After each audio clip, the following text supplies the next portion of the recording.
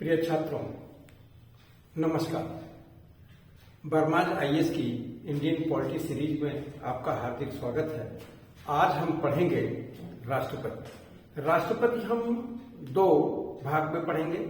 आज हम भाग एक राष्ट्रपति का शुरू करते हैं और ये इस प्रकार है, जिसमें कि देखिए राष्ट्रपति में हम बात करते हैं। तो राष्ट्रपति जैसे कि देखिए भारत में जो संविधान बना हुआ है, इस संविधान के भाग पांच संविधान के भाग 5 में संघ दिया हुआ है। संघ में इसमें 5 अध्याय हैं। 5 अध्याय में आप यहां पर देखिए, पहला अध्याय है अध्याय 1। यहां पर है संघ की कार्यपालिका। संघ की कार्यपालिका में आप यहां पर पाएंगे राष्ट्रपति और उपराष्ट्रपति।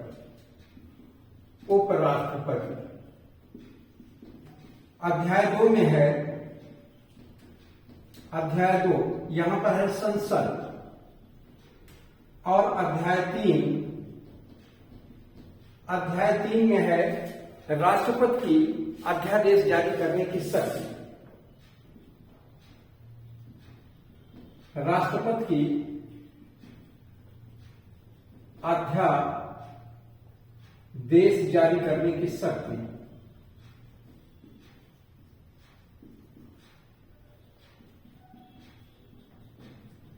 राष्ट्रपति की अध्यादेश जारी करने की शक्ति।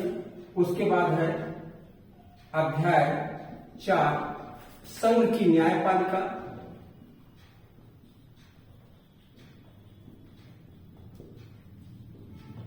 और अध्याय 5 है, अध्याय 5 में आप देखें नियंत्रक महालेखा परीक्षक।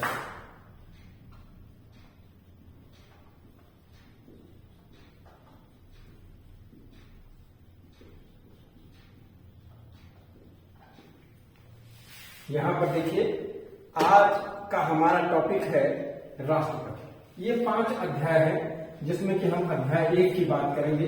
अध्याय 1 में भी हम आज की बात करते हैं राष्ट्रपति की। अब राष्ट्रपति में यहां पर देखें आप, तो सबसे पहले राष्ट्रपति में शुरुआत होती है अनुच्छेद 52 से। अनुच्छेद 52 में यहां पर देखिए 2 चीजें दी गई हैं। यहां पर अनुच्छेद 52 में यहां पर जो शुरुआत है अनुच्छेद 52, अनुच्छेद 53, अनुच्छेद 54 और अनुच्छेद 55। यहां पर आप देखिए, जब हम अनुच्छेद 52 की बात करते हैं तो उसमें आप एक बात समझें कि यहां पर कहा गया है कि भारत का एक राष्ट्रपति होगा।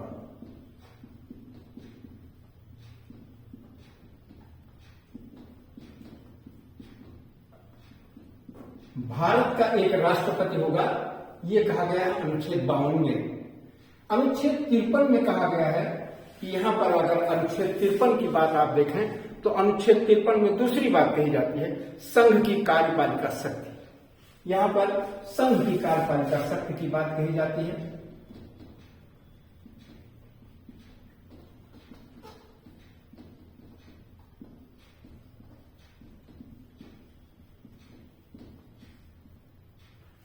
देखिए राष्ट्रपति भारत का है और संघ की कार्यपालिका शक्ति यह राष्ट्रपति में निहित होगी। ये चीज यहां पर हम आपको बताना चल रहे हैं।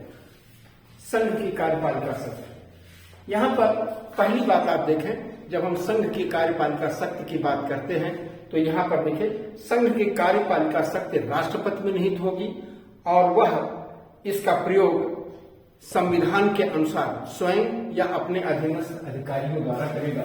संघ की कार्यपालिका शक्ति यहां पर देखिए नंबर 1 पहला चीज है कि संघ की कार्यपालिका शक्ति राष्ट्रपति में निहित होगी।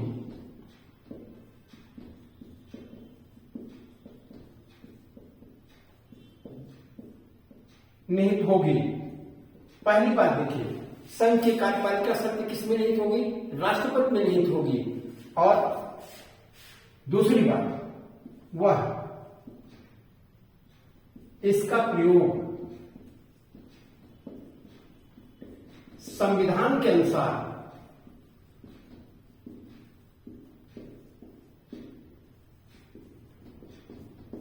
इसके बाद तीसरी बात देखिए, स्वयं, और उसके बाद या अपने अधीनस्थ अधिकारियों के द्वारा करेगा।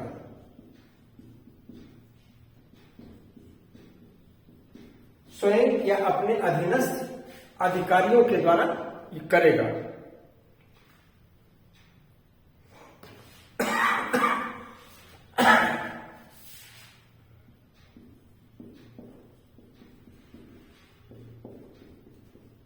अब यहां पर आप देखिए,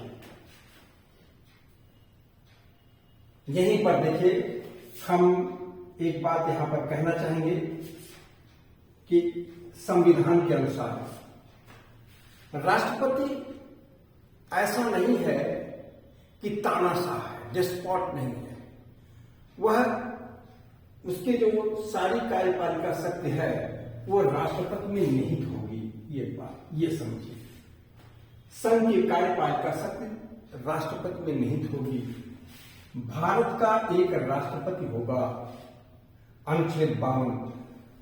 अनुच्छेद 52 का मतलब यह है कि राष्ट्रपति, the president is the symbol of India. Bharat का प्रतीक राष्ट्रपति है। आप यहां पर देखिए, वह सर्वोच्च पदधारी है और वह नाम मात्र का पदधारी है। यहां पर आप एक बात भी ध्यान दीजिए कि भारत में किस प्रकार की प्रणाली अपनाई गई है। यहां पर देखिए, भारत में संसदीय प्रणाली अपनाई गई है। संसदीय और राष्ट्रपतीय दो प्रकार की शासन प्रणालियां होती हैं लोकतंत्र में। अब यहां पर संसदीय प्रणाली की बात अगर हम करें तो भारत में संसदीय प्रणाली जो अपनाई गई है, यानी संसद की सर्वोच्चता है। संसद की सर्वोच्चता को जो अपनाया गया है उसमें सीधा सा मतलब यह है कि जो कार्यपालिका है वह संसद से बनी होगी। यहां पर देखिए, जब संसदीय प्रणाली बनती है तो संसदीय प्रणाली के अंतर्गत दो प्रकार की यहां पर कार्यपालिका होती है। एक नाम मात्र की कार्यपालिका होती है और दूसरी जो कार्यपालिका होती है वो वास्तविक कार्यपालिका होती है। नाम मात्र की कार्यपालिका कौन है? नाम मात्र की कार्यपालिका राष्ट्रपति है। और वास्तविक कार्यपालिका कौन है? वास्तविक कार्यपालिका के अंतर्गत आप पाएंगे तो केंद्रीय मंत्रिपरिषद है। जो संघ की वास्तविक कार्यपालिका है वह केंद्रीय मंत्रिपरिषद है। तो यहाँ पर दो चीजें आपको दिखाई पड़ेगी। यहाँ पर नाम मात्र की कार्यपालिका। अब यहाँ पर जो आप राष्ट्रपति की बात देखें, यहाँ पर कि संघ की जितनी भी कार्यपालिका शक्ति होगी वह राष्ट्रपति में निहित होगी। यह ठीक उसी प्रकार से बात है कि जैसे कोई चीज सारी के सारा खजाना एक जगह रख दिया जाए और उस खजाने को खर्च करने वाला कोई हो।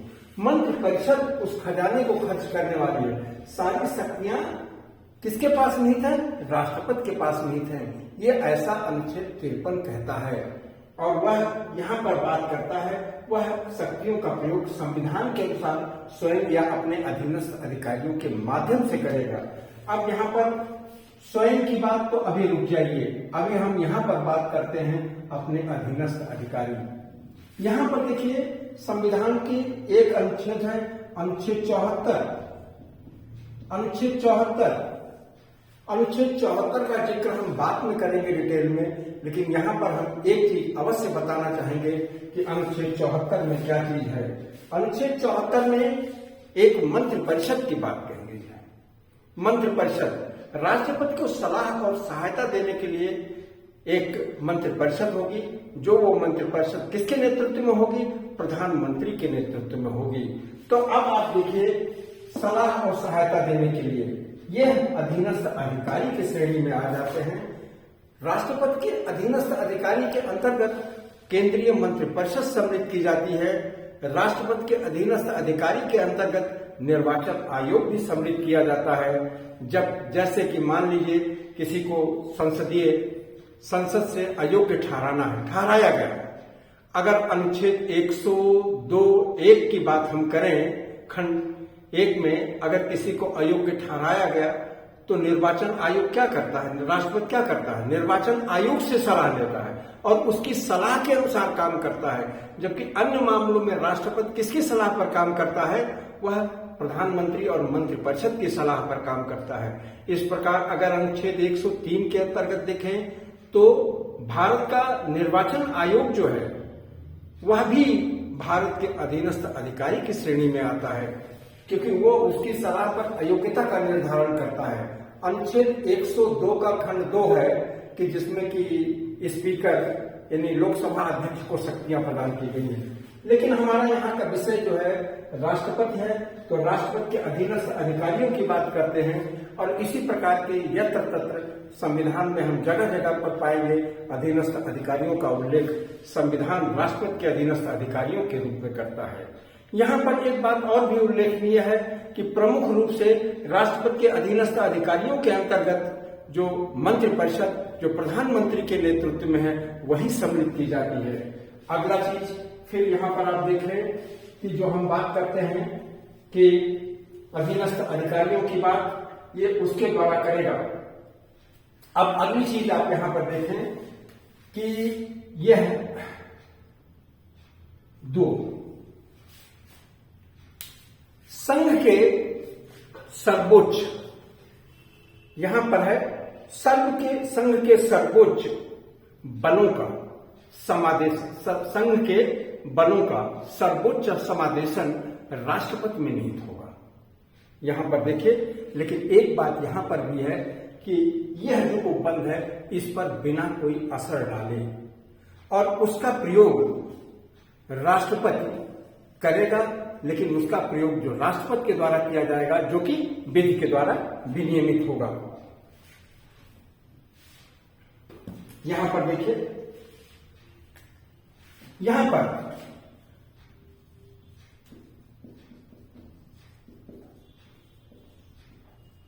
उपबंधों पर प्रभाव डाले बिना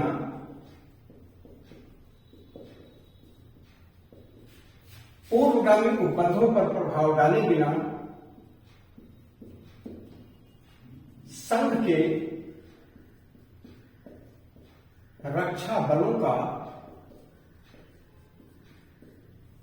सर्वोच्च समादेशन राष्ट्रपति में निहित होगा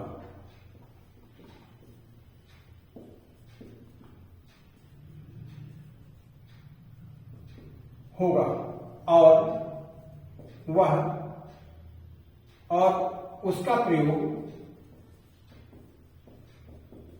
विधि द्वारा विनियमित होगा।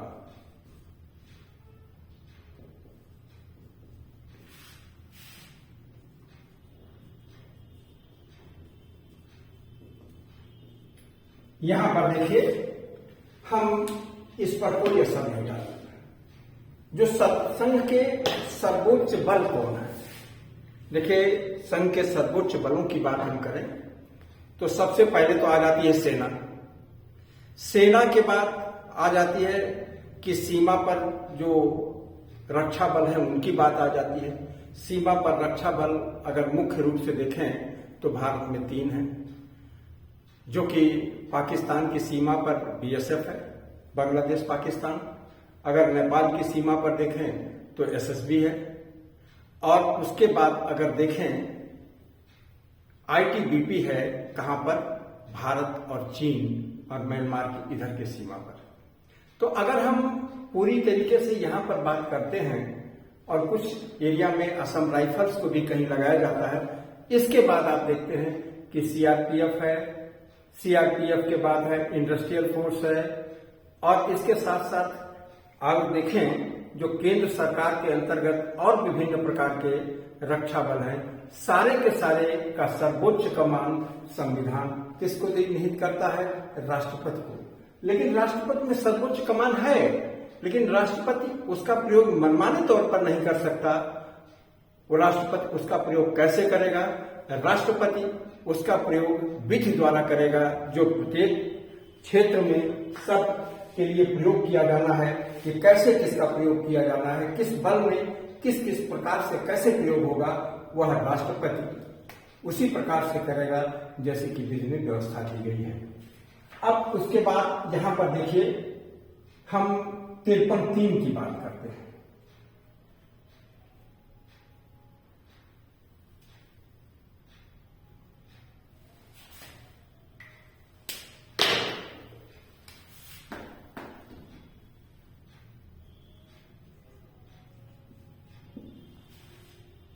तिरपन 3 में एक बात यह कही गई है कि अगर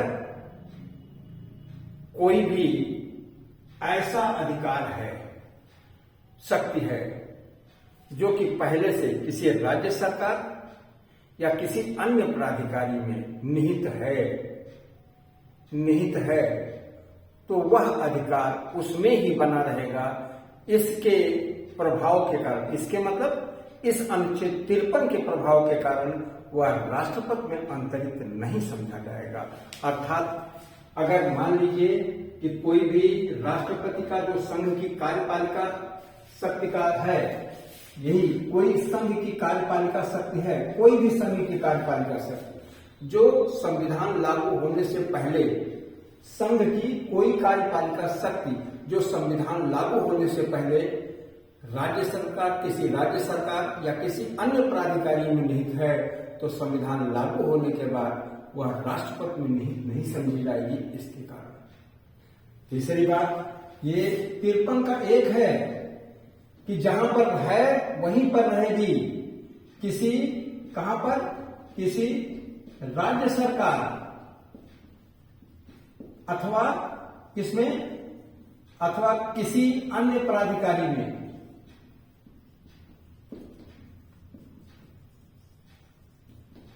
यदि निहित है तो वहीं रहेगी, वह अनुच्छेद 53 के प्रभाव से राष्ट्रपति में निहित नहीं समझी जाएगी। दूसरी चीज यहां पर आप देखिए, यहां पर है संसद राष्ट्रपति की यानी किसी शक्ति को, संघ की कार्यपालिका की किसी शक्ति को जो है अनुच्छेद 53 में, राष्ट्रपति के अतिरिक्त किसी अन्य पदाधिकारी में नहीं स्थानांतरित कर सकती। कहने का मतलब वो सारी की सारी शक्तियां राष्ट्रपति में रहेगी। राष्ट्रपति के अतिरिक्त संसद किसी अन्य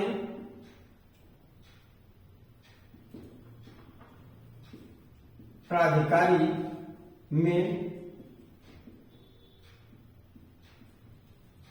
स्थानांतरित नहीं कर सकती। क्या चीज? यही संघ की कार्यपालिका शक्ति जो राष्ट्रपति में अनुच्छेद 53 की वजह से है, वो रहेगी। ठीक, क्लियर हुई अनुच्छेद 53। अब यहां पर हम बात करने चलते हैं राष्ट्रपति का निर्वाचन। देखिए, राष्ट्रपति का निर्वाचन अनुच्छेद 54 की बात है।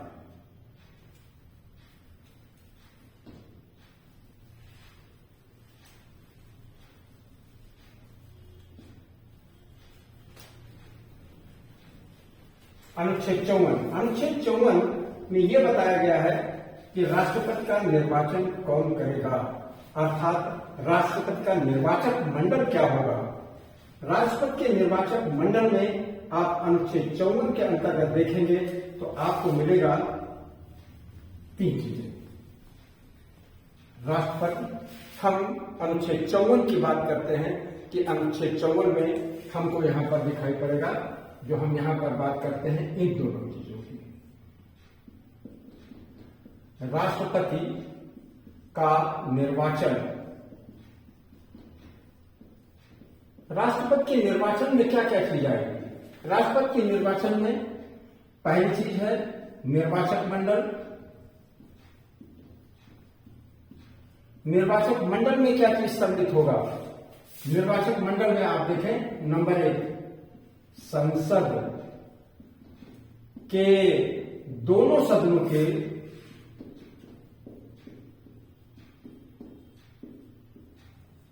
चुने हुए सदस्य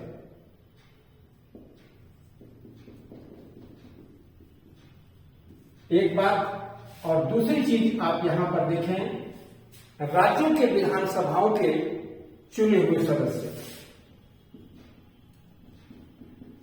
राज्यों के विधानसभाओं के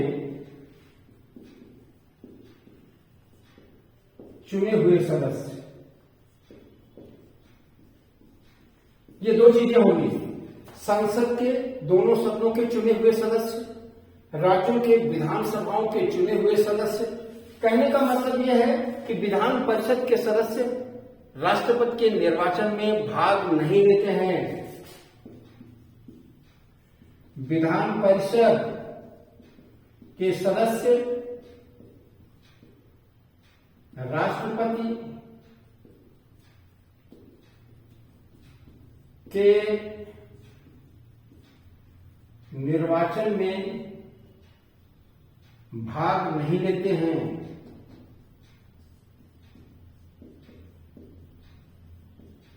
ये देखिए बड़ा स्पष्ट है, ये देख लीजिए, ये चीज आप नोटिस कर लीजिए। दूसरी चीज यहां पर फिर देखिए, मनोनीत सदस्य जो होते हैं संसद के दोनों सदनों के, वह भी राष्ट्रपति के निर्वाचन में भाग नहीं लेते हैं। मनोनीत सदस्य राष्ट्रपति के निर्वाचन में भाग नहीं लेते हैं।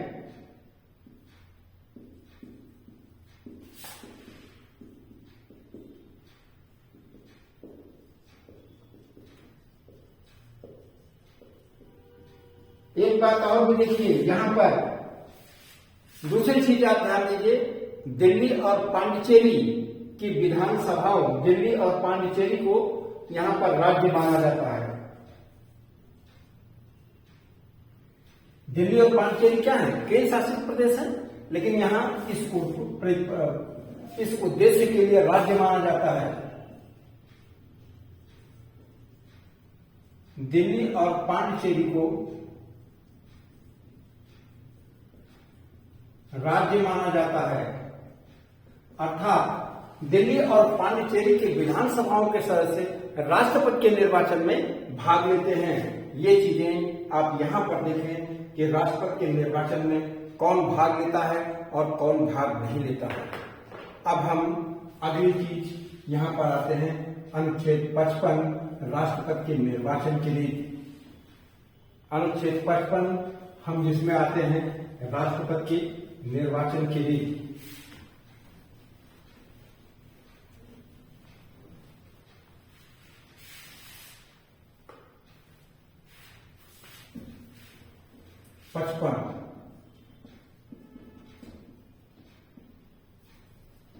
ये निर्वाचन के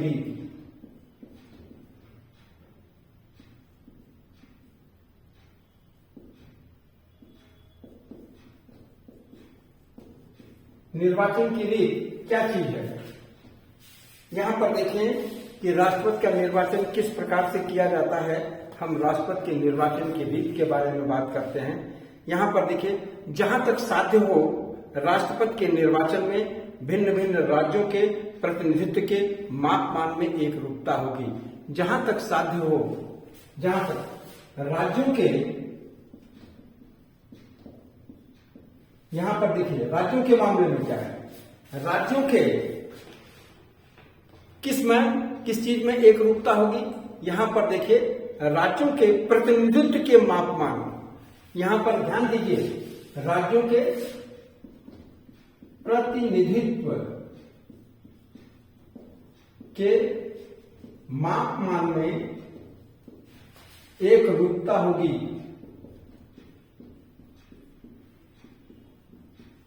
प्रतिनिधित्व के मापमान में एक रूपता होने का क्या तात्पर्य है? यहां पर देखिए, जैसे देखिए एक रूपता की जरूरत क्या है।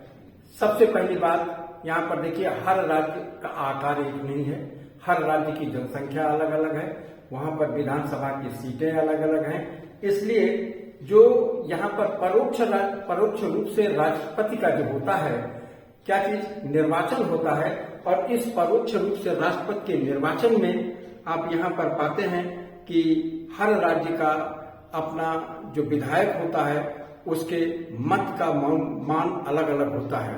अलग अलग क्यों होता है हर राज्य के विधायक का? क्योंकि वह कितने लोगों का प्रतिनिधित्व करता है वह इस बात पर निर्भर करता है।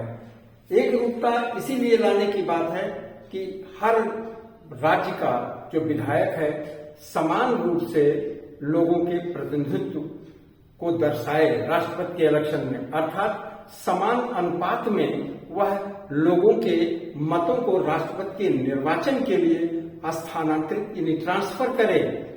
तो इसके लिए एक रूपता के लिए राज्यों के प्रतिनिधित्व के मापमान में एक रूपता के लिए क्या किया जाता है? सबसे पहले देखिए, किसी राज्य के एक विधायक के मत का मूल्य,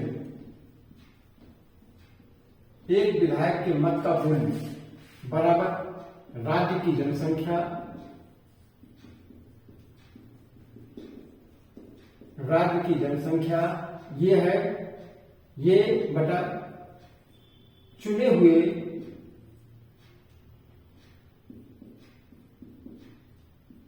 विधायकों की संख्या गुणे 1/1000, या आप इसको कर सकते हैं कि भागा 1000। अगर हम इससे भाग दें जो मूल्य आएगा वह उस राज्य के किसी विधायक के मत का मूल्य होगा। अब आप यहां पर देखिए सबसे अधिक किस राज्य के विधायक का मत का मूल्य होगा? आप यहीं पर देखिए कि किसके मत का मूल्य अधिक होगा, वह होगा उत्तर प्रदेश के विधायक का मूल्य।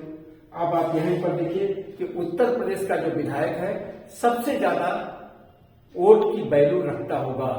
फिर उसके बाद दूसरी चीज यहां पर देखिए कि सबसे कम जो विधायक के मत का मूल्य क्या होगा, जैसे सिक्किम है या हम गोवा के विधायक कह लें या और जैसे राज्य हैं वहां पर छोटी जनसंख्या है और उस अनुपात में विधायक भी ज्यादा है। तो अगर देखिए प्रत्येक विधायक जो ट्रांसफर करेगा वो कम करेगा, इसीलिए जो है एक रूपता होगी प्रतिनिधित्व में। किसमें एक रूपता है?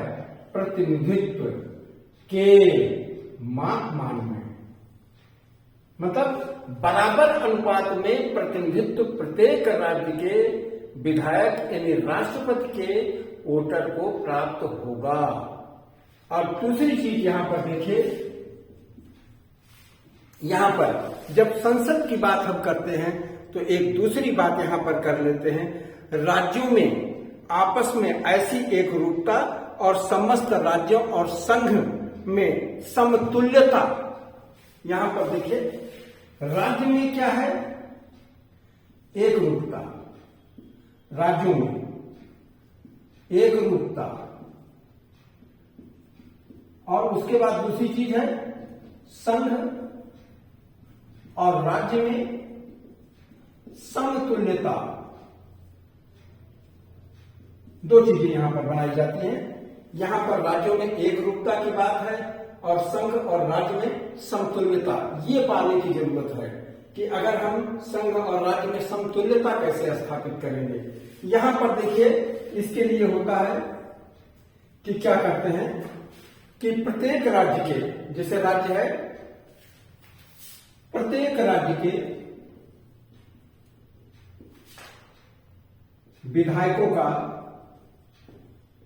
विधायकों के मतों का कुल मूल्य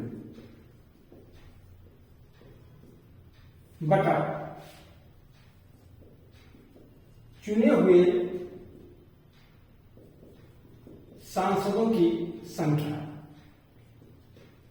आप यहां पर देखिए इससे भाग दे देते हैं और एक सांसद के मत का मूल्य निकल जाता है। तो ये चीज क्या होगी कि राज्य में एक रूपता और संघ और राज्य के बीच में एक समतुल्यता प्राप्त की जाती है इस फार्मूले के द्वारा।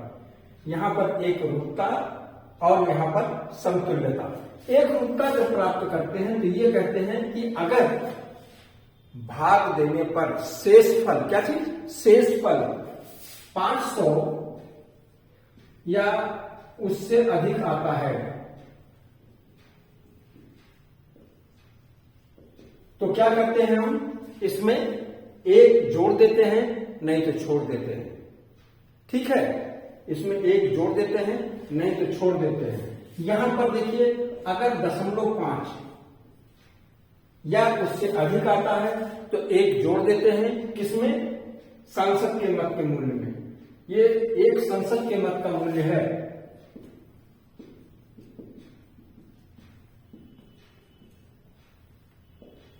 के मत का मूल्य में या तो अगर 5.5 आता है या उससे अधिक आता है तो उसमें एक जोड़ देते हैं, अन्यथा एक छोड़ देते हैं। अब देखिए, जब इस प्रकार कुल मालूम हो जाता है तो हम यहां पर दूसरी चीज पर आते हैं कि जिसको हम ये कहते हैं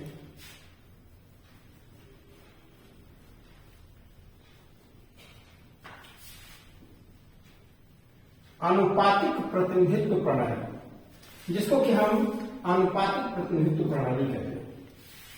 आनुपातिक प्रतिनिधित्व प्रणाली,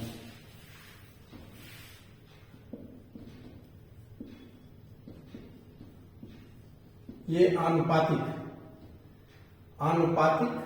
एकल संक्रमणीय, यहां पर जो हम बात कहना चाहते हैं कि राष्ट्रपति के निर्वाचन में क्या चीज होता है, आनुपातिक प्रतिनिधित्व।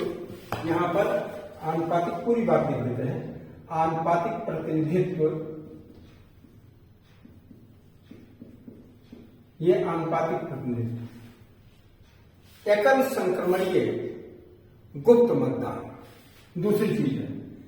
अब यहां पर एक चीज ये हुआ आनुपातिक प्रतिनिधित्व, दूसरी चीज है एकल संक्रमणीय,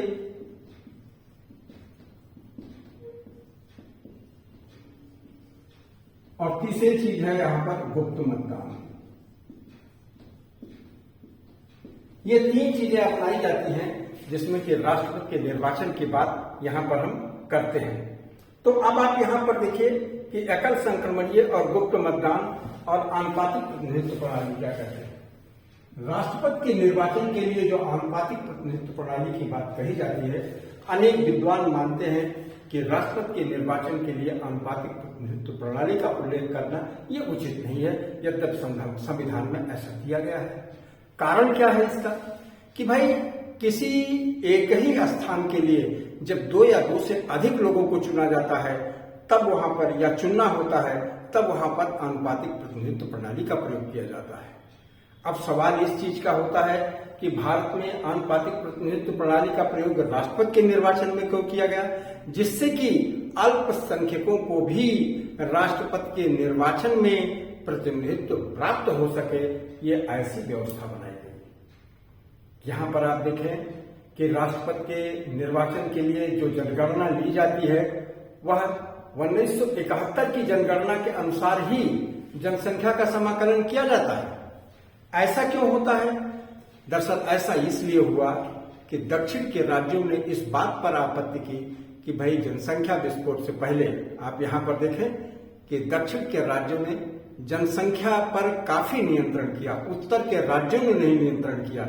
इसलिए प्रतिनिधित्व जो है कहीं ऐसा ना हो जाए कि वह उचित ना रह जाए, यानी उत्तर के राज्यों का प्रतिनिधित्व बहुत ज्यादा हो जाए, इसलिए दक्षिण के राज्य प्रभावित ना हो। इसलिए ये व्यवस्था की गई संविधान में कि 1971 की जनगणना को ही रखा जाएगा, और ये तब तक रखा जाएगा जब तक कि 2026 के बाद जो अगला जो जनगणना नहीं हो जाती है, तब उसके बाद इस पर विचार किया जाएगा। हम यहाँ पर आनुपातिक प्रतिनिधित्व प्रणाली की चर्चा करते हैं। आनुपातिक प्रतिनिधित्व प्रणाली क्या चीज होती है, आप यहां पर देखें, कुल मत प्लस, नीचे देखिए, कुल चुने जाने वाले वालों की संख्या प्लस 1 और प्लस 1। अगर हम इसमें देखें तो राष्ट्रपति के लिए क्या हुआ, कुल मत एक ही राष्ट्रपति चुना जाना है, 1 + 1 और प्लस 1 बराबर कुल मत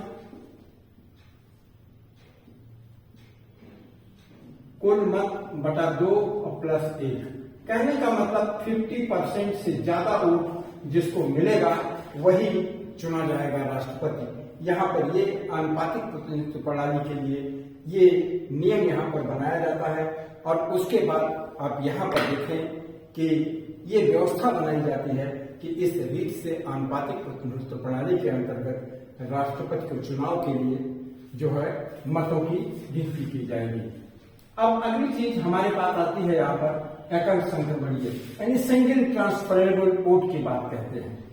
एकल संक्रमणीय क्या चीज है वो आप यहां पर समझिए।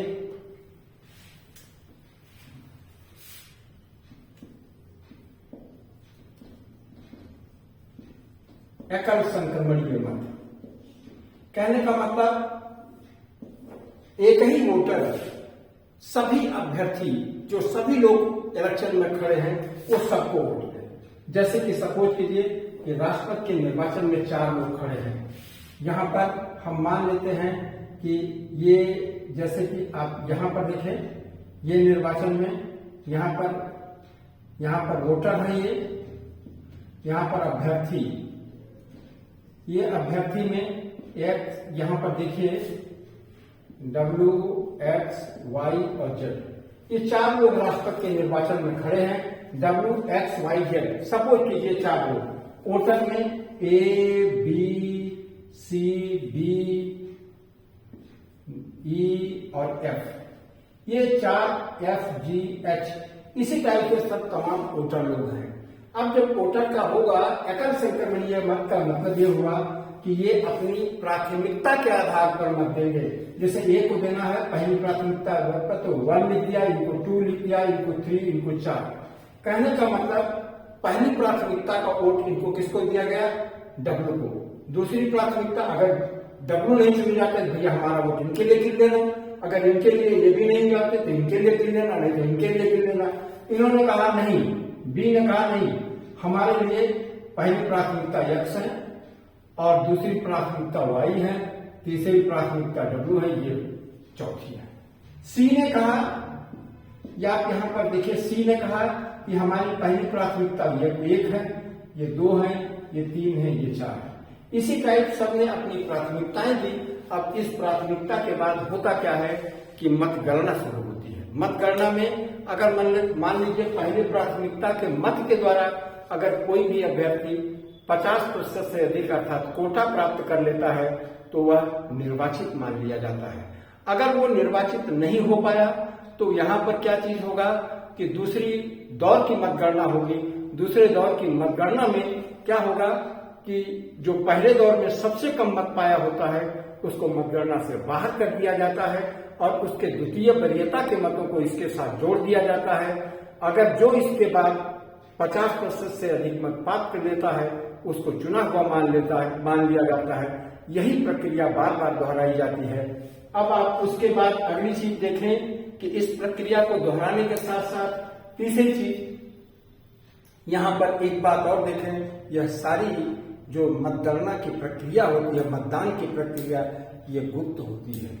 तो इस प्रकार से राष्ट्रपति का निर्वाचन किया जाता है। अब हम यहीं पर राष्ट्रपति के निर्वाचन का टॉपिक पूरा करते हैं। अगले टॉपिक पर हम फिर मिलेंगे। आपको कोई दिक्कत होती है तो कमेंट बॉक्स में जरूर करें। धन्यवाद।